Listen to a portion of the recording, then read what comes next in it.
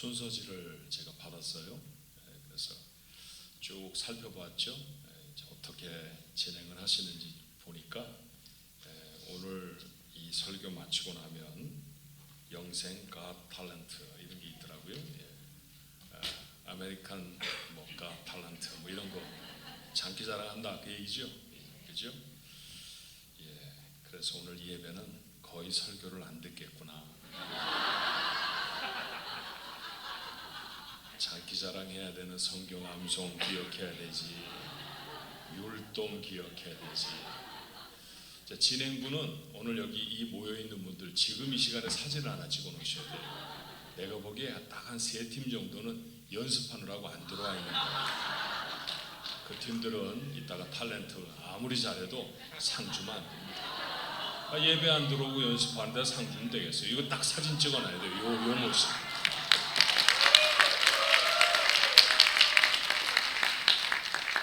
그래도 나는 소신껏 내 분량의 설교를 하리라 다짐을 하고 이 자리에 섰는데, 오늘 목사님이 왜 하필이면 저런 말씀을, 제 마지막 그 해외 예배 3분 하라고 3분 했다는 얘기를 듣고 어떻게 3분 해야 되는 겁니까? 여러분 조금 짧게 하십시다. 조금 짧게 하는데 그럴수록 더 집중해서 광야에 대한 이야기 잔소리처럼 계속해서 말씀드려서 조금 미안한 마음도 있고요. 목사가 여러분들 축복하는 말씀이 얼마나 많겠어요. 그런데 이 시대를 여러분과 함께 믿음의 사람으로 살아가면서 보니까 지금은 광야입니다. 참 어려운 때예요. 힘들고 고통스러운 때입니다. 이 광야를 잘 지나가야 하지 않겠어요? 그것보다 축복의 말씀이 없겠다 하는 생각이 들어서 여러분과 함께 광야 이 말 저 말들을 나누고 있어요. 제 말이 아니라 하나님의 말씀인 거 여러분 아시죠?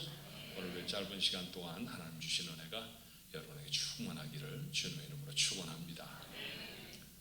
오늘 저녁에 올라오신 분 한번 손 들어보세요. 박수 한번 하십시다. 수고하셨습니다. 마음은 어제부터 오시고 싶었는데 가게 다 못 닫고 그러시니까, 그렇죠? 그렇게 가게 오늘까지 하셔야 하니까 아마 불이 나게 오셨을 거예요. 저녁 드셨는지 모르겠습니다. 저희들이 첫째 날, 둘째 날 우리끼리만 나누는 비밀들을 나누고 있거든요. 그래서 첫째 날 비밀은 못 가르쳐 드려요. 둘째 시간에 한 것도 못 가르쳐 드리는데 오늘 이 시간에 또 우리 한번 나눠보십시다. 미국에 사니까 우리는 어쩔 수 없이 영어를 해야 되죠. 어디 가게에 가서 물건 하나 사려고 해도 영어를 사용해야 되는 그런 상황이고, 그래서 할머니들도 영어를 잘하십니다. 얼마나 잘하시는지 몰라요. 저희 교회에 아주 유명한 영어 잘하시는 권사님 한 분이 계신데 이분의 영어는 전설적인 영어입니다. 저희 교회가 조금 우범지대에 있었던 시절이 있었어요. 다운타운 한가운데 노숙자들이 많고 막 그러는 거리에 예배당이 있었던 데가 있었습니다. 지금 거기서 좀 옮겨서 아주 아름다운 곳에 절벽 위에 서 있는 그런 교회지만, 그때는 이제 교회 출입하실 때 조금 부담스럽고 어려우셨는가 봐요. 좀 거친 사람들도 있고 하니까. 근데 우리 권사님 한 분이 예배당에 들어오는데 누군가가 백을 딱 붙잡고 이제 채가는 겁니다. 소매치기를 하는 거죠. 그러니까 그 백을 안 뺏기려고 막 그러다가 넘어지셨대요. 근데 막 백을 끌고 가는데 이 할머니가, 이 권사님이 기가 막힌 영어를 합니다. 뭐라고 하셨냐면 May I help you? 이게 얼마나 어마어마한 얘기예요. 자기 백을 훔쳐가는 사람에게 제가 도와드릴 게 있습니까? 여러분 영어는 어떻게 하시나요? 오늘 영어 한마디 저희가 배웠으면 좋겠는데, 이런 인사말 아십니까? 화면에 뜨는 영어 한번 읽어볼까요? 어떻게 되어 있습니까? I love you long. I love you는 들어봤는데 long이 뭐지? I love you long을 해석하실 수 있는 분. 사랑하지롱. 이건 사랑하지 롱입니다. 사랑하지롱. 그럼 여러분 여러 가지로 이제 이거를 적용하실 수 있죠. 오늘 토요일 날 저녁에 올라오신 분들한테 뭐라고 인사하면 좋을까요? I miss you long. 내가 기다렸지 롱 이렇게 얘기하는 거죠. 땡큐 롱 고맙지롱. 자, 옆에 분들하고 같이 한번 여러분 적용하셔서 인사 한번 해볼까요? I love you long. 한번 인사하십시오.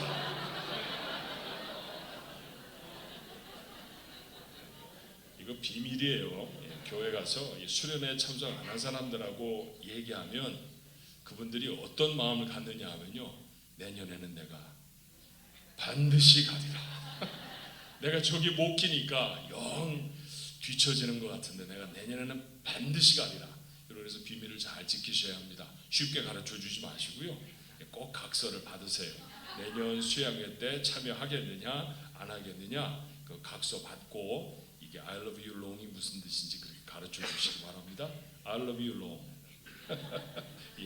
여러분, 그 말에 감동을 안 하시면 어떻게? 강사가 와서 여러분에게 사랑하지롱 그러는데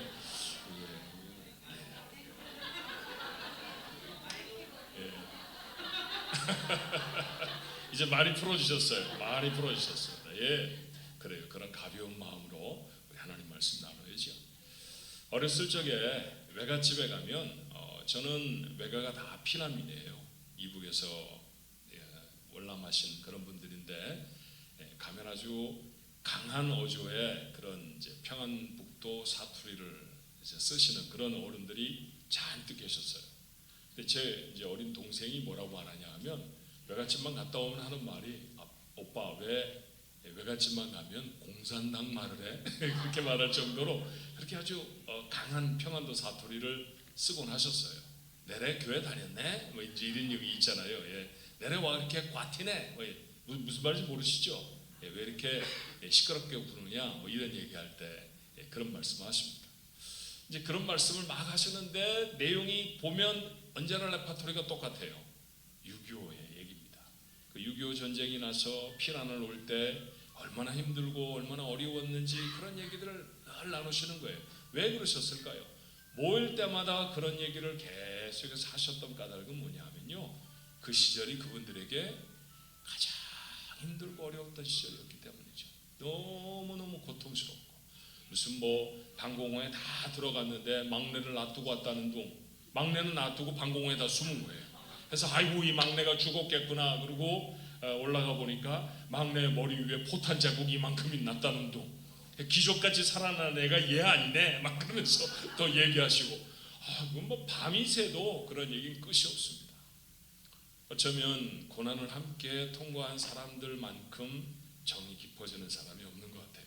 우리 영생가족들 광야를 서로 동지가 되어져서 잘 건너가게 되시기를 주님의 이름으로 축원합니다. 우리도 살아가며 그런 어려움을 많이 겪었죠.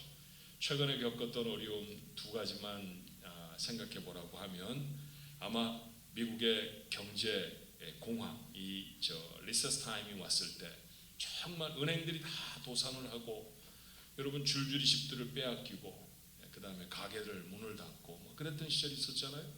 그것보다 더 참담한 어려움이 있었다고 하면 팬데믹 시절이었을 것입니다. 세상에 교회를 올 수가 없었어요.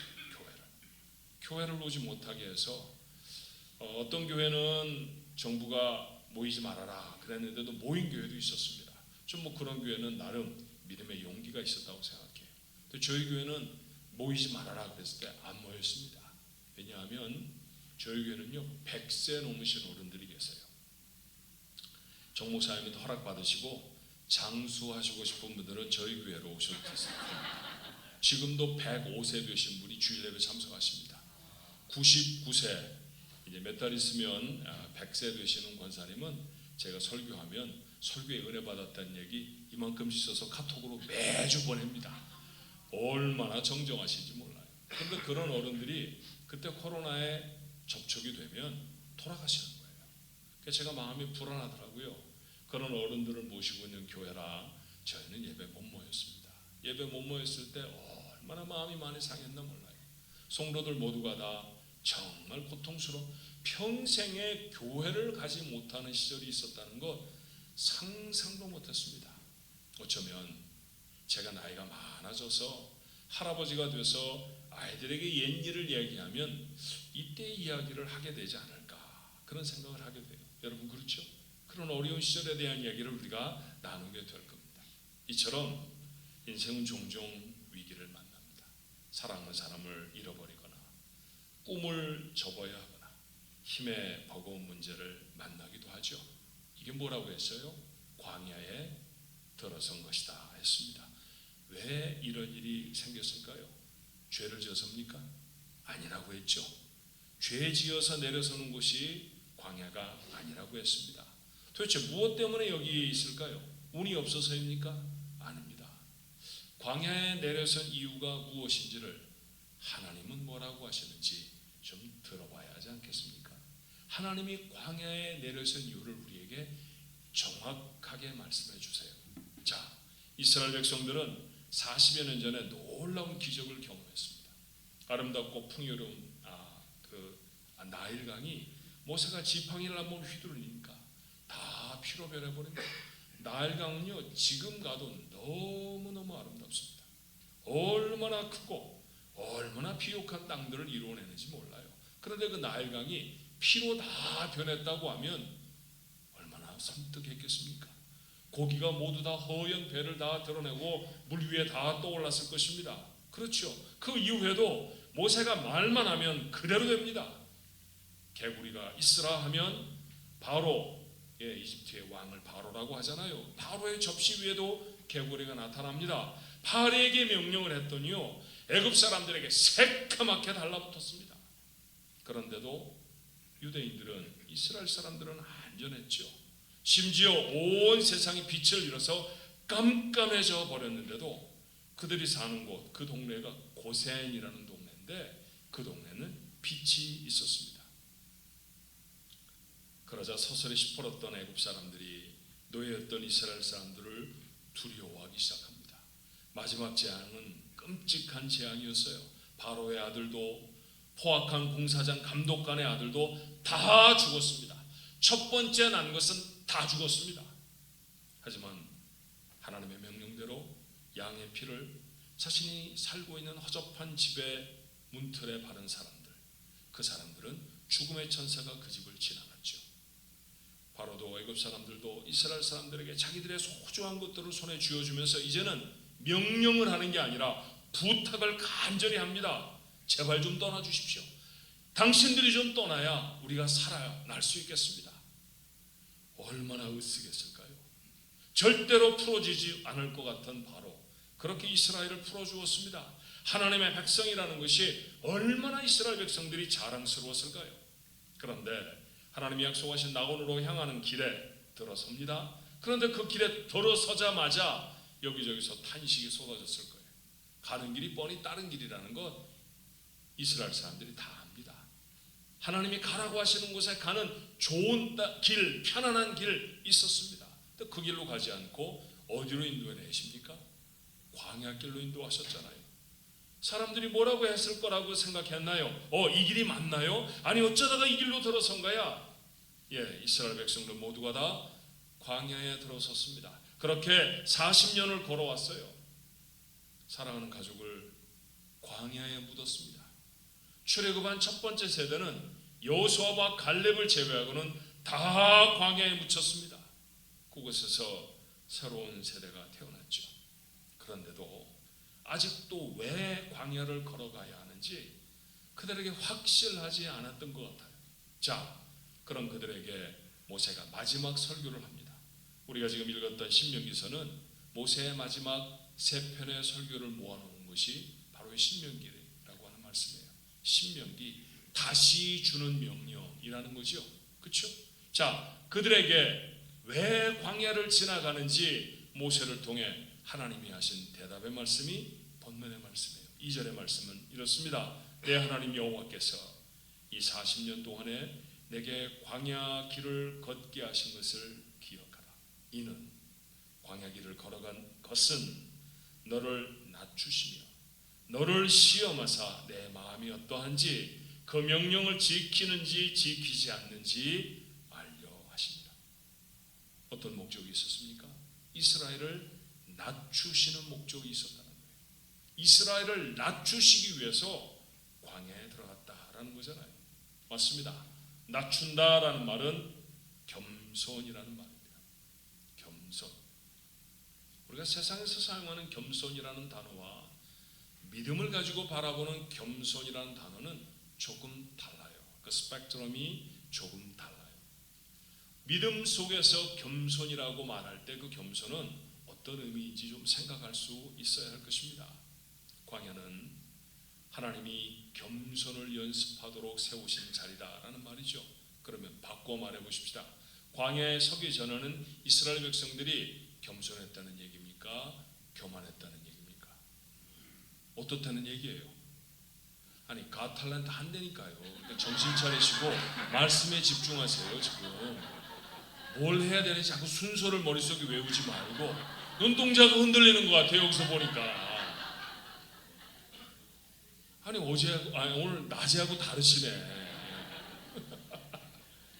가탈란트를 먼저 하고 이 예배를 드릴 걸 그랬어. 그럼 광야로 내려선 이스라엘 백성들에게 너희들 지금부터 겸손 연습시키려고 해. 하나님이 그렇게 말씀하셨다고 하면 이전의 이스라엘 백성들의 모습은 겸손하지 않았다는 얘기잖아요. 겸손의 반대말 교만했다는 얘기입니다. 누가 교만합니까? 우리가 보통 세상 살면서 저 사람 좀 교만해 이런 사람들 보면 뭐가 좀 있는 사람들이 교만하잖아요. 돈이 좀 있든지 권세가 좀 있든지 지식이 좀 있든지 그런 사람이 교만한 것이지 그렇지 않은 사람 교만하기가 어렵습니다. 그러면 이상한 말씀 아닙니까? 도대체 이스라엘 백성이 교만할 게 뭐가 있습니까? 교만할 건더기가 있어야죠. 신부는 뭡니까? 노예잖아요. 노예가 교만하다고요? 그건 노예가 아니죠. 주인이나 하는 일을 노예가 하는 거잖아요. 그건. 자, 거기다가 가진 것 아무것도 없습니다. 지금 광야에 내려서서 40년을 지나온 그들이 가지고 있는 것, 저녁이면 가서 찬바람, 이슬을 피하는 텐트 하나가 고작입니다. 그렇게 사는 사람들, 온 몇 벌을 가지고 있는 게 전부였던 사람들, 그들이 자기들이 뭔가 가지고 있다고 교만했다고요? 그러지 않다는 얘기죠. 자, 그들 속에는 많이 배운 사람도 많이 가진 사람도 없었다는 얘기입니다. 그런 사람들을 굳이 더 낮추실 필요가 있었을까요? 있었습니다. 그들에게 훈련되어져야 할 낮아짐이 있었습니다. 이게 믿음으로 바라보는 겸손입니다. 여러분 겸손하라고 했잖아요. 빌립보서의 말씀을 보면 그런즉 예수 그리스도의 마음을 본받으라. 그의 마음은 겸손한 마음이니. 그러며 우리에게 전해주었던 바울의 말이 있습니다. 그렇죠. 그 겸손의 첫 번째 내용은 뭘까요? 믿음 가운데서 겸손이라고 말하는 것은 하나님만 의지한다라는 뜻입니다. 하나님만 의지한다라는 것을 겸손이라고 말해요. 성경책을 가슴 가까운데 끼고 누구한테 인사할 때 안녕하십니까? 이렇게 인사하는 걸 겸손이라고 말하잖아요. 겸손은 하나님을 의지하는 사람을 겸손하다고 말합니다. 누군가에게 낮아진다라고 하는 것은 그의 도움이 필요하다는 얘기잖아요. 광야로 나선 이스라엘 백성들 뭘 먹고 삽니까? 만나 먹고 삽니다. 만나. 여러분 만나 이전에 있었던 건가요? 없었던 겁니다. 아직도 만나가 한국말인 줄 아시는 분 혹시 계세요? 만나는 히브리 사람들이 쓰는 말입니다. 뜻을 번역하면 뭐예요? 이게 뭐지? 이런 거예요. 이게 뭐지를 40년 동안 먹고 살았어요. 이름을 모르니까 그저 이게 뭐지? 당신 오늘 이게 뭐지 가지고 왔어? 이게 뭐지 많이 갖고 왔어? 너 이게 뭐지 많이 먹었니? 이런 뜻이에요. 우리가 만나라고 하니까 이름이 멋있어 보이는데 사실은 자신들이 한 번도 보지 못한 것이었습니다. 하나님이 주셔서 먹고 살았죠. 40년을 그렇게 살았습니다. 하나님이 물을 내셨고요. 하나님이 길을 가르쳐 주셨습니다. 경험에 이리 가면 팔레스타인 땅 가는 길이야. 그러고 찾아간 길이 아니었어요. 지도를 펼쳐놓고 지도 있었습니다. 그런데 지도 보고 찾아간 길 아니었다니까요. 구름 기둥이 떠오르면 움직였고요. 구름 기둥이 가는 곳이 그들이 가야 하는 길이었습니다. 그렇게 하나님이 가르쳐 주셨죠. 단 하루도 오늘 우리가 찬송 부른 것처럼 단 하루도 하나님이 아니면 살아갈 수가 없었습니다. 그게 광야를 지나가던 이스라엘 백성들의 모습이에요. 그것을 40년 480개월 14,600일 동안 확인하고 또 확인한 그 세월, 그게 광야의 시간이었습니다. 하나님만 의지해 살아가는 것을 뼈에 새기고 심장에 담는 시간이었죠. 그게 광야의 시간입니다. 여러분, 광야를 지나가십니까? 광야를 지나가는 동안 우리에게 분명해져야 할 게 있습니다. 왜 하나님이 광야를 지나가게 하셨을까요? 왜 내게 병을 들게 하셨을까요? 왜 사람들에게 구설수에 빠지게 하셨을까요? 왜 내게 넉넉한 그런 재물을 얻게 하시는 그런 소산을 우리에게 주셨는데 그게 갑자기 이렇게 물이 마르게 되어졌을까요? 하나님을 의지하라고 하는 하나님의 메시지가 그 가운데 담겨 있는 줄로 믿습니다. 하나님만 의지하는 거예요. 여러분, 이 말 중요한 말입니다. 단어 하나 차이인데요, 큰 차이를 가져요. 하나님만 의지하는 것과 하나님 도 의지하는 것은 전혀 다른 얘기입니다. 전혀 다른 얘기입니다. 돈도 의지하고 사람도 의지하고 내 기술도 의지하고 내 경험도 의지하고 하나님도 하나 더 더해서 의지하는 것 아닙니다. 하나님만 의지하는 겁니다. 하나님만 의지하는 것. 그거 가르쳐 주시려고 아무것도 기댈 수 없는 땅 어디입니까? 광야에 세우시는 거예요. 광야가 아니면 옆 사람한테 가서 저 음식 좀 주십시오 이럴 수 있잖아요. 광야에 사는 사람이 있어야 가서 음식을 부탁할 거 아닙니까? 무언가 심어서 날 수 있는 땅을 지나가야 야, 그러지 말고 우리가 밭에다가 뭘 좀 경작을 해서 그래서 먹고 살자 이렇게 말하지 않겠어요? 근데 그런 것이 아예 불가능한 땅이에요. 하나님이 먹이시지 않으면 먹을 수 없는 땅, 하나님이 물을 주시지 않으면 물을 얻을 수 없는 땅, 하나님이 가르쳐 주시지 않으면 길이 안 보이는 땅, 그게 광야예요. 왜 그러셨을까요? 그것 말고도 길이 얼마인지 있습니다. 그것 말고도 얼마인지 편안하게 갈 수 있습니다. 그런데 그 땅에 세우시는 까닭은 고생을 시키시려는 게 하나님의 목적이 아니에요. 하나님을 의지하게 하려는 것이 하나님의 목적이었습니다. 40년을 그렇게 살아냅니다. 그러면 이스라엘 백성들이 달라졌을까요? 달라졌어요. 얼마나 놀랍게 달라졌는지 모릅니다. 자, 이 40년 광야의 시간을 지난 다음에 리더는 모세에서 여호수아로 바뀌어졌습니다. 자, 이제는 여행에서 뭘로 그들의 삶의 모습이 바뀌어졌을까요? 가나안 땅 정복 전쟁으로 바뀌어졌습니다. 그때는 걸어가던 사람이었는데 이제는 싸움을 해야 합니다. 첫 전투는 여리고성을 점령하는 거예요. 여러분, 여리고성은 지금 가봐도 엄청나게 큽니다. 어마어마하게 큰 성이에요. 그리고 그 성이 옛날에는 다 도시국가들이었으니까 여리고 하나가 나라였거든요. 그 나라가 얼마나 제도가 잘 정비되어 있는지 경찰도 있었고 그리고 첩보원도 있었고 CIA 같은 것도 있었던 것 같아. 스파이가 들어오면 찾아내서 왕에게 보고하고 보고하면 바로 가서 득달같이 가서 잡아오라고 명령하면 비밀 경찰에 가서 잡아오는, 여러분 그런 얘기가 여호수아서에 기록되어 있잖아요. 그게 바로 여리고입니다. 그런 대단한 성, 그 성을 점령해야 돼요. 어떻게 점령할 수 있을까요? 어떻게 점령하면 좋을까요? 성경이 기록하는 이스라엘의 바뀌어진 모습이 얼마나 놀라운지 모릅니다. 여러분 머릿속에 하루에 한 바퀴씩 돌면 돼, 뭐 그런 거잖아요, 그렇죠? 하루에 한 바퀴씩 돌면, 그리고 마지막 날 7바퀴 돌면 도합 몇 바퀴 도는 거예요? 합해는 안 보셨구나. 이 산수를 시키면 대단히 싫어해요, 여러분. 보면 산수하자고 하면 아주 가까이 하기 너무 싫어하는 사람이 되어버리죠, 그렇죠? 도합 13바퀴잖아요. 그 도합 13바퀴를 돌면 무너지는 거예요, 그렇죠? 그렇게 무너지는 거야, 여러분 그렇게 알지만 사실은 성경에 그 앞에 이야기들이 좀 있어요. 자, 여호수아서 5장 3절의 말씀에 보니 이렇습니다. 여호수아가 부싯돌로 칼을 만들어 할례산에서 이스라엘 자손들에게 할례를 행하니라. 이게 정말 이상한 얘기입니다. 할례를 행한다고요?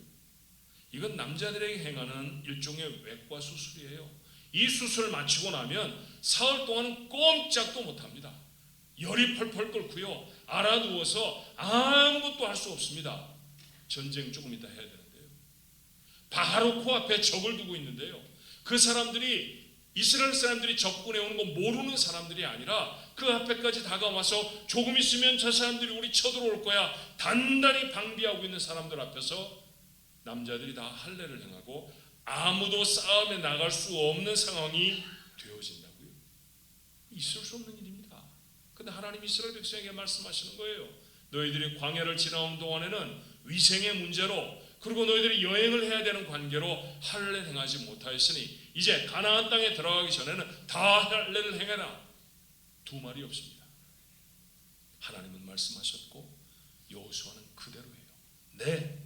그리고 이스라엘 백성들에게 자 모두 다 할례를 행해야 합니다. 그렇게 말했더니 사람들이 벌떼같이 일어나서 지금이 어느 때인데 할례를 행합니까? 할례를 행하다가 우리가 다 알아누워 있으면 저 사람들이 치고 나오면 우리 다 죽지 않습니까? 옛날에 그런 사건 한번 있었던 거예요. 여러분 아시죠? 야곱이 세겜이라는 곳을 지나갈 때 야곱의 딸 하나가 그 세겜 추장에게 겁탈을 당했어요. 그래서 그 겁탈을 했는데 너무나 이 아이가 이쁜 거야. 결혼을 하고 싶었습니다. 결혼하고 싶습니다. 그런데 그 야곱의 딸의 오빠들이 마음에 막 분노가 있었습니다. 어떻게 감히 내 동생을 겁탈을 하느냐. 그리고 그들에게 사기를 친 내용이 무엇이었습니까? 너희들이 모두 다 할례를 행하면 우리가 너희들하고 같이 물건도 주고받고 결혼도 하고 그렇게 통용하며 살 것이다. 그렇게 말합니다. 예, 우리가 다 할례를 행하겠습니다. 한 마을이 다 할례를 행했는데 꼼짝도 할 수 없었잖아요. 그래서 시몬과 그를 비롯한 야곱의 아들들이 가서 모두 다 죽여버리지 않습니까? 남자는 전부 다 죽였어요. 그렇게 꼼짝 못하는 겁니다. 할례라는 것은 그런 일입니다. 자신들의 조상의 역사 속에 그런 일이 있었다는 걸 이스라엘 백성이 모르지 않아요. 얼마든지 말할 수 있을 것입니다. 그런데 성경을 읽어보니까 아무도 한마디도 하지 않아요. 놀랍게 바뀌었어요. 처음부터 여호수아와 이스라엘의 광야 세대에게 이 전투는 칼이나 창으로 하는 싸움이 아닙니다. 하나님으로 하는 싸움이었습니다. 멋지잖아요. 하나님으로 하는 싸움이에요. 여러분은 뭘로 싸우십니까? 여러분 여러분의 인생의 싸움을 뭘로 하십니까? 지금도 공부로 하시는 것 같죠? 그래서 아이들 좋은 대학 보내잖아요. 교회는 나중에도 다닐 수 있어. 일단 좋은 대학을 가. 여러분 얘기라 가슴이 뜨끔하죠? 틀렸습니다. 순서가 잘못됐어요. 그렇지 않습니다. 하나님이 먼저 심어줘야 돼요. 하나님이 심어지고 학문이 들어가야 그 학문이 그에게 빛을 발합니다. 그렇지 않으면요 형편없는 인생이 되고 말아요. 하나님 앞에 부끄러운 사람이 되고 말합니다. 여러분 그런 자녀들을 키워내지 않아야 하잖아요. 좋은 대학 가라고 과외도 시키고 온갖 것 다 공급해 주어서 좋은 대학 나왔는데 엄마에게 잘합니까? 지 마누라에게 잘합니까? 한번 대답해 보세요. 지금 참 행복하게 살아갑니까? 아니면 돈 버느라 정신이 없습니까? 마음이 안타깝지 않아요? 그 마음에 심어주고 담아주어야 할 것은 하나님이었습니다. 광야를 지나가던 세대는 달랐어요. 칼과 창으로 안 싸운다는 건 압니다. 싸움 안 해본 사람들이거든요. 그런데 단박에 압니다. 광야 지나가면서 매일매일 마음에 담았어요. 우리가 먹는 것 하나님 때문에 먹어. 우리가 마시는 것 하나님 때문에 마시는 거야. 우리가 싸워야 할 것이 있다고 하면 누구로 싸우는 거예요? 하나님으로 싸우는 거야. 이거 아는 거죠. 그러니까 할례를 행하라고 하면 할례 행하는 거예요. 그것뿐이 아니었습니다. 여호수아서 5장 10절의 말씀에 보니 또 이스라엘 자손이 길갈에 진을 쳤고 그날 14일 저녁에는 여리고 평지에서 유월절을 지켰으며, 여러분 유월절 어떻게 지키는지 아시잖아요. 양 잡아서, 그렇죠? 그 고기 만들어 먹고 그 다음에 옷 입고 띠 띠고 이 누룩 넣지 않은 그 밀가루로 떡을 만들고 그리고 쓴 나물을 먹으면서 그렇게 축제를 지내는 건 아닙니까? 무슨 축제입니까? 우리를 하나님이 사랑하셔서 애굽 땅에서 건져내셨다라고 하는 사실을 기억하는 절기가 유월절 아니에요? 이스라엘의 모든 절기는 잔치입니다. 근데 전쟁에 이기고 잔치를 해야죠. 아니 이기지도 않았는데 잔치부터 하면 어떻게 합니까?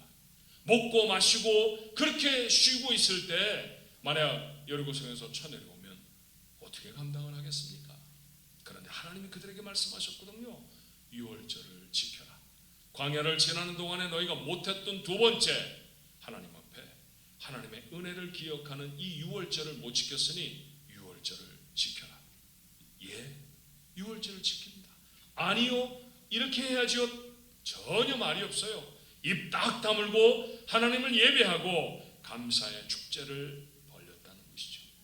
하나님은 말씀하셨고요.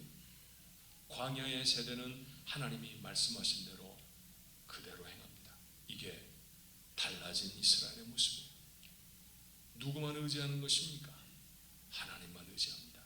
우리의 힘을 의지하는 게 아니죠. 유대인들 중에 장수를 의지하는 게 아닙니다. 그들이 준비해 놓은 특별한 무기를 의지하는 게 아닙니다. 생명을 건, 그것도 거의 처음 해보는 전투 앞에서 그들이 두렵지 않았겠어요? 두려웠을 것입니다. 하지만 견고한 성에 몸을 감춘 여리고 성의 병사들을 보면서 자기들이 손에 들고 있는 초라한 무기, 군대랄 것도 없는 그들의 모습, 자신이 없을 수 있습니다. 그런데 그런 것들이 그들의 힘이 아니었죠. 광야 40년 지나오면서 그들은 싸움을 훈련하지 않았거든요. 뭘 훈련했습니까? 그들이 훈련한 게 뭡니까? 창 만들고 칼 만드는 거 했습니까? 아니었죠.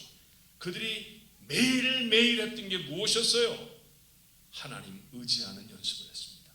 하나님 의지하는 연습. 그러니까 연습한 것으로 싸워야 될 것 아닙니까? 하나님 의지하는 그 마음으로 나가서 싸워야 할 것 아닙니까? 여러분이 하나님을 의지하면요, 문제가 엄청 작아 보입니다. 이거 문제를 회피하고 지나가자는 게 아니에요. 하나님을 의지하면 새로운 시야들이 열려요. 여러분, 놀라운 사건들을 성경 속에서 여러분 아시잖아요.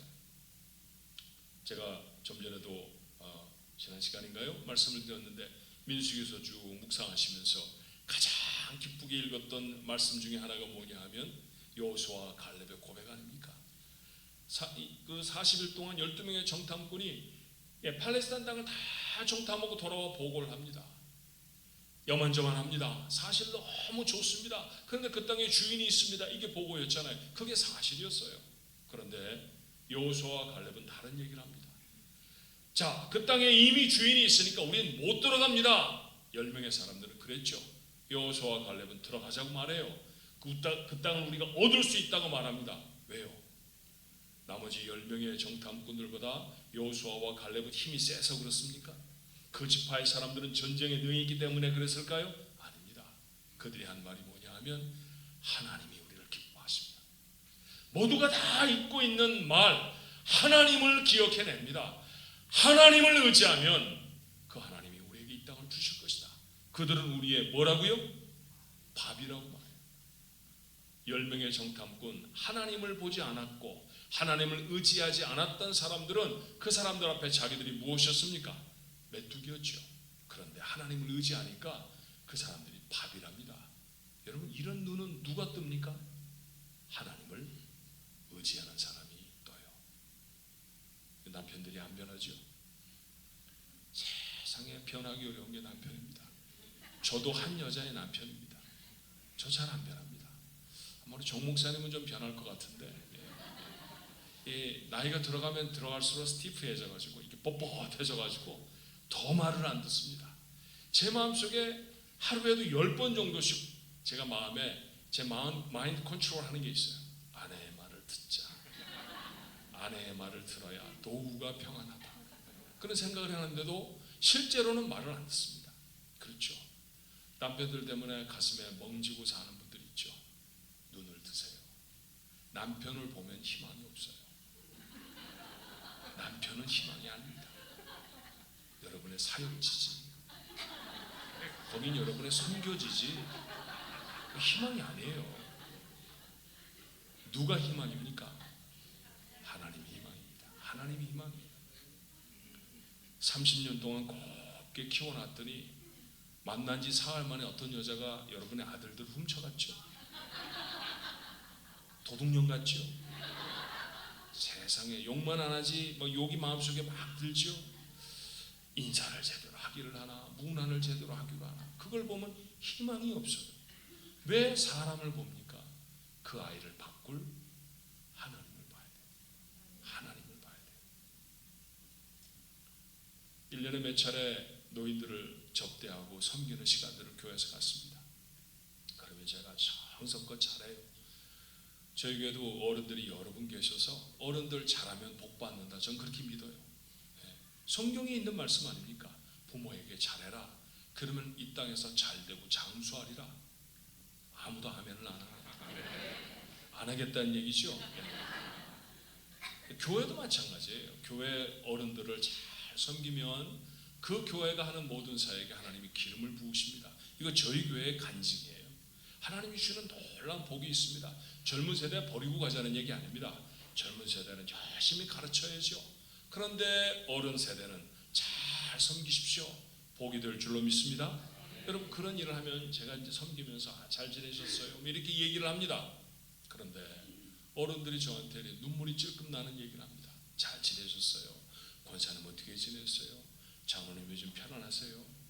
한 분이 저한테 얘기해요. 목사님, 요즘은요 목이 메이게 약을 먹어요. 가슴이 턱 막히더라고요. 한 주먹씩 약을 드신다는 거예요. 무릎 아프고 심장도 잘 안 뛰고 힘이 들고 혈압은 대낮게 나오르고 당뇨 때문에 눈은 침침해지고, 그러니 그 종목마다 하나 두 알씩 약을 드시려고 하니 목이 메이게 약을 드신다는 거 아니에요. 여러분, 힘들어요. 노년의 삶을 감당하는 거 자신 있으십니까? 자신이 없죠. 근데 여러분, 약을 바라보지 마세요. 약 드시지 말라는 거 아닙니다. 약도 하나님이 만드셨고 의사도 하나님이 만드셨으니까 도움을 받으십시오. 그런데 우리가 정말 바라봐야 할 분은 누굽니까? 하나님이에요. 하나님 의지하는 거예요. 우리가 고난의 시간을 지나가면 지나갈수록, 광야라고 생각되면 생각이 될수록 우리의 눈이 머물러야 할 곳이 어디예요? 하나님입니다. 하나님 의지하는 것 배우라고 하나님은 광야에 세우셨습니다. 광야를 지나가십니까? 하나님 의지하는 법을 잘 배워서 곧 광야를 졸업하게 되기를 주님의 이름으로 축원합니다. 두 번째로, 자기 마음대로 하지 않는 거예요. 광야를 지나가면서 낮추어진다라고 하는 말은 제멋대로 하지 않는다, 그런 뜻입니다. 여러분 생각해 보십시오. 교만한 사람과 겸손한 사람의 차이는 뭡니까? 교만한 사람은요, 지 마음대로예요. 그죠? 겸손한 사람은 주변을 살필 줄 알지만 교만한 사람은 자기 멋대로 합니다. 이스라엘 백성도 광야를 지나가며 자기 멋대로 했던 시절이 있었어요. 광야 여행 시작한 지 얼마 되지 않아서 이스라엘에 큰 분쟁이 생겼습니다. 모세의 사촌이었던 고라라고 하는 사람이 반역을 한 거예요. 아마 모세가 백성을 인도하는 게 마음에 들지 않았던 모양입니다. 반역의 무리는 고라만이 아니었죠. 자, 민수기 16장 2절의 말씀을 보니 이렇게 되어 있어요. 이스라엘 자손 총회에서 택함을 받은 자, 곧 회중 가운데서 이름 있는 지휘관 250명과 함께 일어나서 모세를 거스르니라. 누구라고 하면 다 아는, 그렇게 멋지고 그렇게 능력 있고 그렇게 잘난 사람들 250명이 모세에게 대들고자 일어났습니다. 대단한 어려움입니다. 엄청난 시련입니다. 똑똑한 250명이 고라와 함께 모세를 도전하는 거죠. 자, 하나님은 이스라엘의 지도자로 누구를 세우셨습니까? 모세를 세우셨잖아요. 그런데 고라는 마음에 차지 않았다는 겁니다. 하나님의 결정이 마음에 들지 않았다는 거죠. 이스라엘 공동체를 위해서도 그런 정치적인 다툼은 하지 말았어야 해요. 그런데 권력에 대한 욕심이 일어나자 하지 말아야 할 일을 합니다. 사사로운 관계라도 그래서는 안 되잖아요. 사촌인데. 그런데도 자기 마음대로 했습니다. 자기 마음대로 하는 것, 여러분, 이게 인간의 본성입니다. 구원을 받고도 사람은 그렇게 제멋대로일 때가 많아요.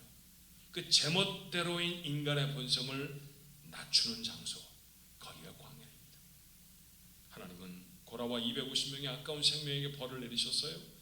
이스라엘은 큰 교훈을 배우게 됩니다. 광야를 지나가던 이스라엘 자손의 자구하는, 스스로 높이는 삶을 바울은 이렇게 고백해요. 고린도서 10장 7절로 10절의 말씀에 그들 가운데서 어떤 사람들과 같이 너희는 우상 숭배하는 자가 되지 말라. 기록된 바 백성이 앉아서 먹고 마시며 일어나서 뛰논다 함과 같으니라. 그들 중에 어떤 사람들이 음행하다가 하루에 23,000명이 죽었나니 우리는 그들과 같이 음행하지 말자. 그들 가운데 어떤 사람들이 주를 시험하다가 뱀에게 멸망하였나니 우리는 그들과 같이 시험하지 말자. 그들 가운데 어떤 사람들이 원망하다가 멸망시키는 자에게 멸망하였나니 너희는 그들과 같이 원망하지 하나님이 구원하신 인생들입니다. 하나님이 애굽에서 탈출시키신 하나님의 백성들이었습니다. 그런데 하나님 아닌 것을 섬겨요. 자기들 마음대로 살아가던 삶이었다는 거죠. 여러분, 성적 본능, 성욕이라고 표현도 하는, 우리가 보통은 경건한 사람들은 잘 말하지 않지만, 근데 여러분 정직하게 말하면 이거 하나님이 주신 겁니다. 하나님이 사람 속에 세우신 것입니다. 그런데 절제가 없으면요 엉망진창이 돼버려요. 식욕 누가 주신 겁니까? 하나님이 주신 것이잖아요. 노인 세대의 가장 위험한 병이 뭡니까? 식욕을 잃어버리는 거예요. 입맛을 잃어버리시면 급속하게 쇠약해지십니다. 얼마나 큰 어려움인지 몰라요. 그러니 그런 욕망들을 다 사람에게 하나님이 주셨습니다. 그런데 식욕을 절제하지 못하면 어떻게 되나요? 금방 베들레헴이 되잖아요. 그렇죠? 베들레헴만 햄이 막 생기잖아요. 그렇죠? 건강에 심각한 지장을 이루잖아요. 그런 어려움을 당하지 않으려고 하면 절제가 있어야죠. 모든 욕망에는 절제가 있어야 기쁨도 열매도 있습니다. 그런데 오늘 바울이 고백한 대로 말하면 이스라엘 백성들은 제멋대로 써버렸다는 얘기입니다. 하나님을 시험하고 싶으면 그렇게 했고요, 입 가진 사람들은 모두 다 하나님을 원망하기도 했습니다. 광야에서 일어난 사건이고요, 하나님은 그 사건들마다 그들을 벌하시고 낮추십니다. 이건 이스라엘 백성만의 이야기가 아니에요. 우리도 비난하고 싶은 대로 비난하고 욕심을 부리고 싶은 대로 부립니다. 여러분, 우리 목사님이, 우리 이 목사님하고 저하고 패널로 앉혀놓고 그 장로교회인의 정체성에 대해서 좀 얘기해 주십시오. 그런 이제 질문도 있었는데 시간이 좀 넘쳐갖고 조금 쉽게 하고 지나갔어요. 여러분 모두 다 장로교인 맞으시죠? 장로교인이라고 하는 프라이드가 좀 있으세요? 아, 그거 없구나 여러분. 그냥 장로교회를 가나 침례교회를 가나 감리교회를 가나 뭐 그게 그거지 뭐 다 개신교인데, 여러분 그렇지 않아요. 종교개혁은 누가 합니까? 마틴 루터가 1517년에 하잖아요. 1517년에 마틴 루터가 종교개혁을 하고 나서 마틴 루터가 몸 담고 있었던 어거스틴파 수도, 그 수도원에 수도사들이 모여서 이 루터가 한 말이 정말 맞는지 한번 생각해 보자. 그래서 하이델베르그 성에 모여가지고 회의를 해요. 며칠 동안 루터에게 이야기를 듣습니다. 당신이 말하는 바가 뭐냐 도대체 무엇이 맞는지 네가 변증을 해봐라. 루터가 구원에 대해서 말합니다. 구원은 하나님만 정하시는 겁니다. 하나님의 뜻대로밖에 구원받을 수 없습니다. 구원받을 수 있는 유일한 길은 오직 성경이 우리에게 가르쳐주는 바고 오직 믿음으로만 구원을 받을 수 있습니다. 여러분 그게 종교개혁의 사상 아니에요. 여러분 뭐 목사님들 통해서 많이 배우셨겠습니다만 라틴어로 솔라라고 말하는, only라고 말하는 sola scriptura, only Bible, 오직 성경이고 sola fide, 오직 믿음. 여러분 이런 말씀 잘 알잖아요. 그렇게 종교개혁을 했습니다. 그런데 그 자리에 있었던 마틴 부처라고 하는 사람이 독일과 프랑스의 접경 지역인 스트라스부르에서 목회를 하고 있었어요. 자, 자기 임지로 돌아가서 동네 목사들 다 뭐 요즘 말하면 필라델피아 목사협의회 뭐 이런 거였을 겁니다. 그곳에서 말을 하는데 그곳에서 그 이야기를 들었던 사람이 존 칼빈이에요. 칼빈이 들어보니까 자기도 같은 고민을 했는데 이 말이 맞아요. 이렇게 말하는 게 맞습니다. 근데 가만히 들어보니까 저 사상이 교회 안에 깊이 뿌리를 내리려고 하면 제도가 있어야 되겠다. 그러고 만든 제도가 뭐냐면 장로교회입니다. 그러니까 종교개혁을 하고 나서 태어난 교회는 장로교회예요.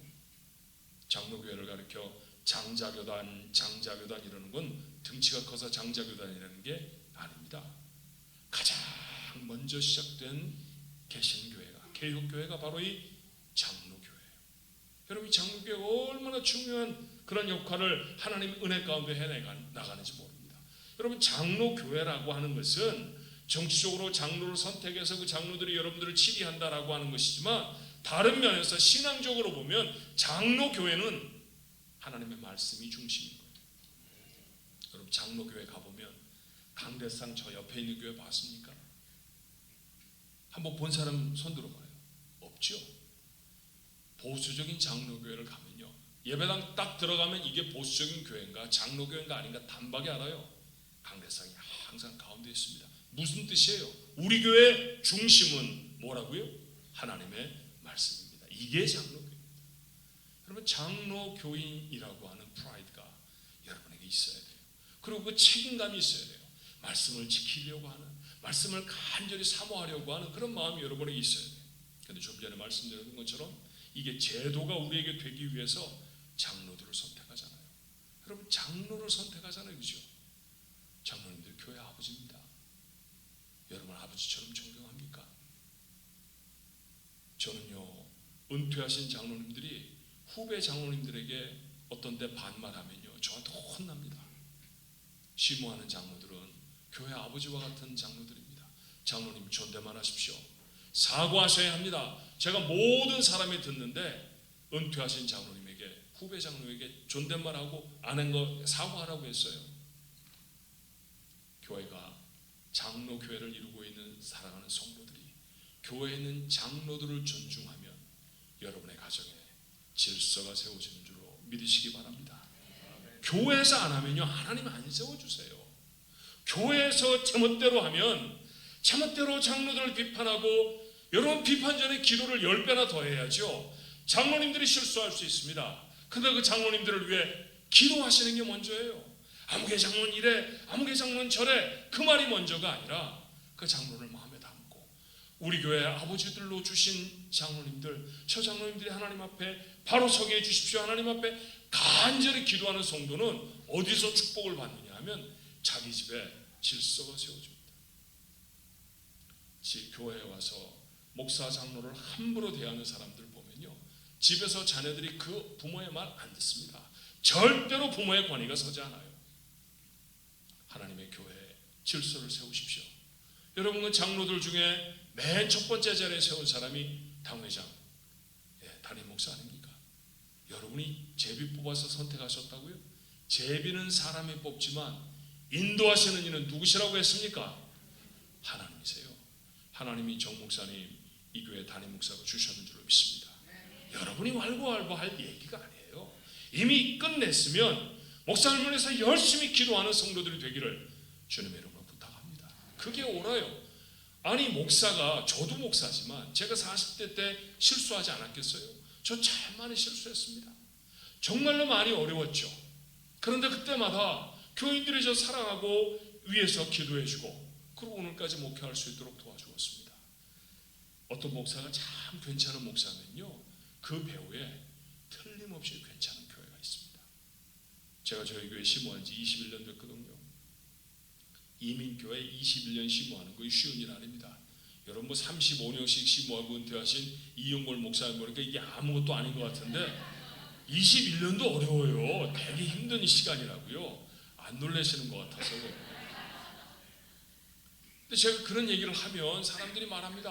야, 목사님 대단하시네요. 어떻게 21년을 한 교회에서 그렇게 섬기셨어요? 근데 솔직히 말하면 제가 겸손한 척 하려고 해서 아닙니다. 우리 교회들 하나도 없는데 무슨 겸손한 척 할 필요 뭐가 있어요? 근데 제가 대단해서 21년 담임 목사한 거 아닙니다. 교회가 대단해서 저 같은 사람을 21년 담임 목사로 데리고 있었던 거예요. 제가 허물지면 비난하는 것 대신 기도해 주었고요. 제가 좀 힘들어하면 격려하고 세워주는 그런 성도들이 있어서 오늘까지 목회했습니다. 여러분 비난하지 마십시오. 특별히 장로들 비난하지 말고요. 담임 목사는 절대로 비난하지 않아야 합니다. 여러분 집에서도 하면 안 됩니다. 부부들끼리도 그런 얘기하면 안 됩니다. 존중하고 존경하는 마음으로 그렇게 세워보세요. 여러분의 가정이 어떻게 달라지는지 1년 안에 체험할 수 있습니다. 여러분 그런 가정이 되어야 되잖아요. 아빠가 한마디 하면 애들이 이러고 웃으면 아, 저게 내가 교회가 사는 짓이구나, 그렇게 생각하면 딱 맞아요. 목사가 얘기하고 장로들이 뭐라고 얘기하면 하는 내 모습이 딱 내 아이에게서 보여지는 거예요. 여러분 그렇게 살면 여러분의 가정에 복이 없습니다. 하고 싶은 대로 하는 게 아니에요. 교회로 모아주셨을 때 하나님의 구원받은 백성들이 광야를 지나가며 다듬어져야 할 모습은 무엇냐 하면 내가 원하는 대로가 아니라 누가 원하는 대로? 하나님이 원하십니다. 하나님이 원하시는 대로 살기를 간절히 바라는 사람이 되어져야 돼요. 구원받고도 하나님을 원망합니다.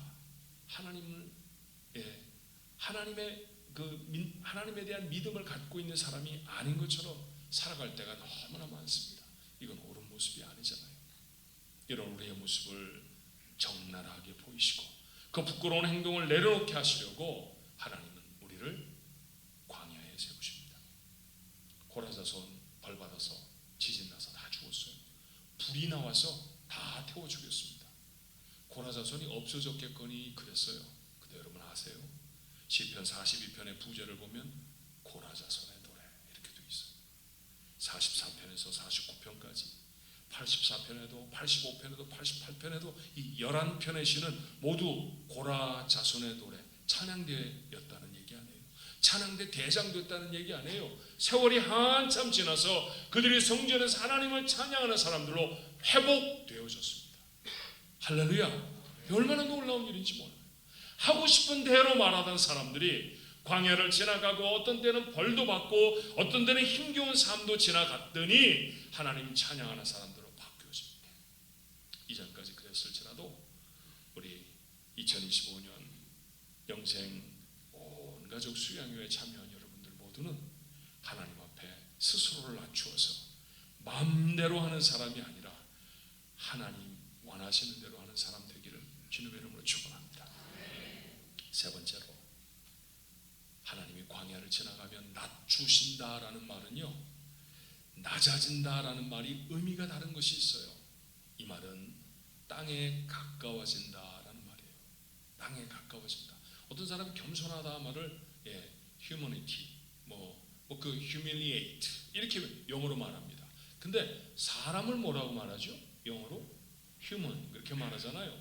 human이라는 말은 라틴어 땅이라고 하는 휴먼고스라는 단어에서부터 왔어요. 땅이라는 말이에요. 흙이라는 말이에요. 그런데 겸손하다는 말 앞에는 전부 흙이라는 접두사가 다 붙어 있습니다. 이게 뭐예요? 겸손하려고 하면 땅에 가까워져야 되는 거예요. 땅에 정말 가까워지는 건 어떻게 하면 땅에 가까워집니까? 한번 해보자고 했으면 좋겠는데 탤런트가 있으니까 시간이 없어서 땅에 정말 가까워지는 건 어떻게 하면 가까워지나요? 엎드리는 거예요. 여러분 많이 듣던 얘기잖아요. 엎드린다. 하나님 앞에 엎드린다. 이걸 뭐라고 하죠? 예배하는 거예요. 예배하는 거예요. 맞아요. 광야를 지나가면서 하나님이 그들을 낮추신다라고 하는 표현은 무슨 뜻이냐 하면 예배하는 사람이 되게 한다라는 거예요. 광야를 지나고 난 다음에 그 사람의 모습은 예배가 달라지는 사람이 되어야 합니다. 정말 다른 모습으로 예배할 수 있어요. 팬데믹 동안에 예배할 수 없었을 때 제가 가장 많이 전화를 받았던 게 뭐냐면 목사님 우리 언제부터 예배할 수 있어요? 교회 가고 싶어요. 예배당 가고 싶어요. 얼마나 많은 분들이 저한테 그렇게 전화해 주셨는지 몰라요. 근데 요즘 매주 예배 드리거든요. 한 사람도 그런 전화 안 합니다. 물론 예배를 당연히 하니까 걱정이 되지 않으니까 전화를 안 하시겠지만 제가 한 번씩은 의문이 들어요. 그때 그 예배를 향한 간절한 마음을 지금도 가지고 계시나. 저는 개인적으로 조금 이렇게 젊은 사람들하고 가까운 그런 목사이기도 하니까 저 유튜브로 예배 드릴 수 있다고 생각합니다. 여러분 인터넷으로 예배 드릴 수 있습니다. 그런데 인터넷으로 드리는 예배가 최선은 아니잖아요. 최선은 아니잖아요. 우리가 정말로 어려웠을 때 인터넷으로조차 예배할 수 없었으면 우리 정말 어려웠을 거예요. 근데 얼마나 하나님이 감사한지 몰라요. 그때 인터넷으로 예배할 수 있어서 야 이거 누가 만들었는지 이거 정말 천국에서 상을 줘야 되겠다. 저 그랬어요. 그런데 지금은 모여 예배할 수 있지 않습니까? 그런데 왜 차선을 취하나요? 왜 자꾸 차선을 취합니까? 그리고 여러분 한 가지 솔직히 얘기해 보십시다. 한 번씩들 유튜브로 예배 들으셨겠습니다만 유튜브 또 걸어놓으면 옆에 잔뜩 다른 화면도 뜨지요. 그지요? 우리 교회 화면도 떠서 예배를 막 하고 있는데 옆에 보니까 조지아의 집값이 내려갔다. 궁금한 거야. 조지아의 집값이 내려갔어? 그래? 그러면 거기 한번 가봐. 그러고 클릭하는 거죠. 예배 중인데. 그렇죠? 막 스크롤에서 올리면서 내가 좋아하는 이 목사님이 나오네. 그러면 오늘은 이 설교를 들어볼까? 여러분 그게 무슨 예배입니까? 그 예배 아니에요. 최선을 다해 예배하는 것 하나님의 전에 모여서 하나님 앞에 간절히 예배하는 겁니다. 그렇죠? 이 예배당이 오기 위해서 여러분의 삶이 하나님 앞에 헌신할 수 있게 되기를 주님의 이름으로 축원합니다. 예배를 배우는 거예요. 여호사밧이 유다의 왕이었을 때 모압과 암몬의 연합군이 쳐들어옵니다. 이길 힘이 없어요. 전 국민이 다 하나님 앞에 나가서 기도합니다. 그때 비장한 상황을 성경이 이렇게 우리에게 전하죠. 역대하 20장 13절에 유다 모든 사람들이 그들의 아내와 자녀와 어린이와 더불어 여호와 앞에 섰더라. 나라가 위기에 빠졌어요. 그 엄마 아빠가 애들한테 말합니다. 너 지금 나라가 정말 힘들어. 그러니까 아빠 엄마 교회 가서 기도하고 올게. 너희들 집에 가만히 있어. 이런 게 아니었다는 거죠. 걔네들 손 붙들고 함께 하나님 앞에 나왔다는 거예요. 모두가 다 하나님 앞에 섰습니다. 광야에 서 있습니다. 어려운 때잖아요. 이스라엘 백성 모두가 다 광야에 나섰습니다. 그런데 이어지는 말씀이 놀랍죠. 역대하 20장 18절의 말씀에 여호사밧이 몸을 굽혀 얼굴을 땅에 대니 엎드렸다는 거 아니에요. 온 유다와 예루살렘 주민들도 여호와 앞에 엎드려 여호와께 경배하고. 여러분, 이 전쟁의 끝이 어떻게 됐을 것 같아요? 이겼을까요? 졌을까요? 당연히 이기죠. 이렇게 하나님 앞에 낮추면 광야를 지나갑니다. 그렇죠? 그걸 못 배우면 낮출 때까지 광야가 끝나질 않아요. 그 광야를 벗어나는 방법은 내가 하나님 앞에 어떻게 절절하게 예배하는지 그 예배의 모습들을 확인하게 되는 겁니다. 광야는 절절한 예배를 배우는 곳입니다. 정직하게 대답해 보십시오. 아무도 도울 수 없을 것 같은 고난의 자리가 아니었다고 하면 우리의 기도가 절실할 수 있었을까요? 무릎 떨리는 두려움의 자리를 하나님의 은혜로 지나가지 않았다고 하면 오늘 내가 드리는 예배가 간절했겠습니까? 광야가 우리를 예배의 자리로 낮춥니다. 우리는 광야에서 진실로 하나님을 예배하는 게 어떤 것인지 배워야 합니다. 말씀을 마치려고 해요. 하버드 대학 아시나요? 동부의 가장 유명한 하버드 대학을 모르는 분은 없죠. 예, 하버드 대학에 자녀를 보낸 분도 계실 겁니다.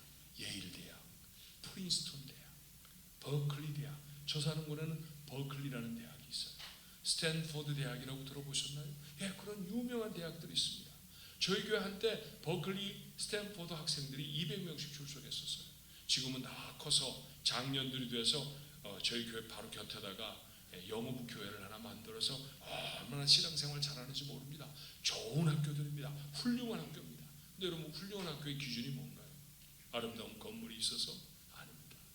아름다운 건물이 있는 학교를 훌륭한 학교라고 하지 않아요. 그곳에서 지식을 습득하는 일, 쉬운 일이 아닙니다. 공부를 하다가 병이 드는 학생들이 제가 사는 곳 스탠포드 버클리에는 매년 나옵니다.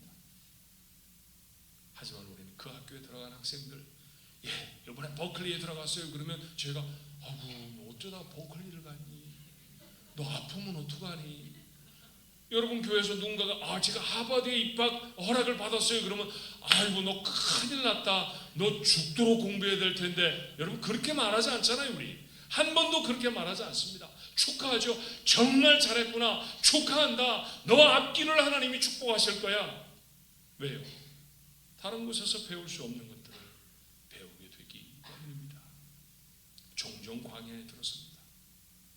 우리 자부는 기도하신 것처럼 광야는 힘에 부치는 곳이 힘들고 어려운 곳이죠. 그렇지만 광야가 아니면 배울 수 없는 것들이 있습니다. 낮아짐이라고 했어요. 하나님이 우리에게 가르치시길 원하는 것, 낮아짐입니다. 어떤 낮아짐입니까? 하나님만 의지하는 낮아짐입니다. 마음대로 살았던 자신의 허물을 발견하고 내려놓는, 마음대로 하는 것이 아니라 하나님의 뜻대로 하는 것을 배우는 낮아짐입니다. 진심으로 하나님을 예배하는 거룩한 낮아짐입니다. 우리는 광야에서 이 낮아짐을 배우죠. 낮아짐을 배운 인생은 깊이도 넓이도 달라요. 하나님을 닮은 자녀의 모습에 한 발짝 더 다가갑니다. 그러니 광야에 들어서는 것 안타까워할 일이 아니라 하버드, 버클리 가는 것처럼 축하해야 할 일일 수도 있어요. 광야 훈련 잘 마치십시오. 낮춰져서 광야를 벗어났을 때 여러분의 모습이 마치 학위 가운을 입고 자랑스럽게 졸업하는 사람들이 되어줄 수 있었으면 참 좋겠습니다. 이 어려운 축하가 기쁨의 축복이 되어지기를 주님의